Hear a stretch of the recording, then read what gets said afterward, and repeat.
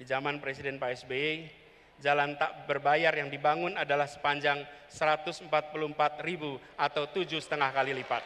PDIP minta Anies minta maaf soal data jalan. Demokrat, data yang disampaikan tidak ada yang salah. Deputi Bapilu DPP Partai Demokrat Kamhar Lakumani merespon Anies Baswedan yang diminta maaf oleh politisi PDIP atas pernyataan data pembangunan jalan. Adapun hal itu terkait data pembangunan jalan era Presiden Joko Widodo dan Presiden Susilo Bambang Yudhoyono. Menurut Kamhar, data yang disampaikan Anies Baswedan berdasarkan Badan Pusat Statistik tidak ada yang salah dan apa adanya.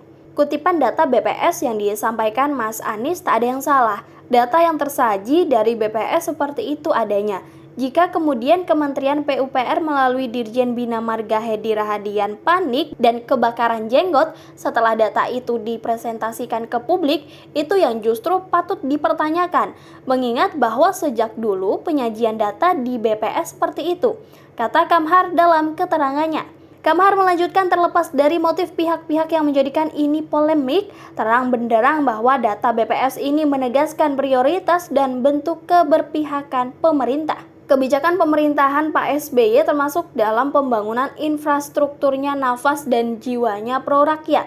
Sementara pemerintahan Pak Jokowi terbaca lebih berorientasi proyek dan tidak pro rakyat. Lanjutnya, justru merekalah, kata Kamhar, yang semestinya minta maaf ke rakyat. Presiden dijadikan petugas partai, bukan petugas rakyat, agar menjadi negarawan yang menjadikan kepentingan rakyat, bangsa, dan negara sebagai yang utama dan diutamakan. Bukan kepentingan golongan atau kelompok tertentu saja. Mereka yang mesti minta maaf kepada rakyat, karena sejak awal kader yang didorong dan dipromosikan menjadi pemimpin di tingkat nasional dipenuhi rekayasa dan gimmick.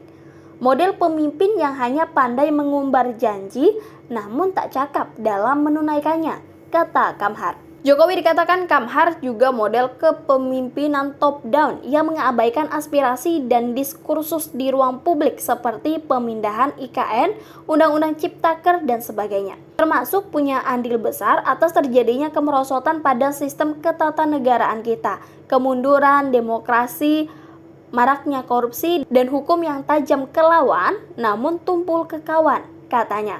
Kemudian Kamhar menanyakan bagaimana kabar mobil SMK dan janji ekonomi meroket. Mobil gaib SMK apa kabar? Janji ekonomi meroket ternyata utang yang meroket. Korupsi bansos untuk wong cilik di kala pandemi menjadi kejahatan kemanusiaan terbesar sepanjang Republik berdiri.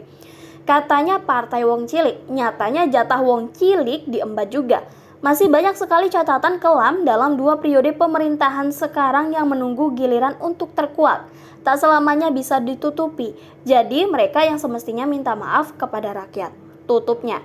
Sebelumnya, politikus PDIP Gilbert Simanjuntak mendesak bakal calon presiden atau capres dari Koalisi Perubahan untuk Persatuan atau KPP, Anies Baswedan, meminta maaf atas pernyataannya membandingkan pembangunan jalan era Presiden Joko Widodo dengan rezim Presiden Susilo Bambang Yudhoyono.